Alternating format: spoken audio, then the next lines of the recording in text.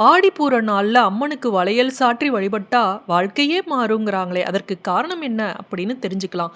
அகிலாண்ட கோடி பிரம்மாண்ட நாயகியான பார்வதி தேவி அவதரித்த திருநாளாகவும், திருமாலையே தனது பக்தியால் கட்டி போட்ட ஆண்டாள் நாச்சியார் பூலோகத்தில் அவதரித்த நாளாகவும் ஆடிப்பூரம் கொண்டாடப்படுகிறது. ஆதி காலத்துல பார்த்தீங்கன்னா இந்த சக்தி வழிபாட்டை தாய்மை வழிபாடு அப்படின்னே சொல்லுவாங்க. உலகத்துல முதல் வழிபாடாக சக்தி வழிபாடு கருதப்படுகிறது.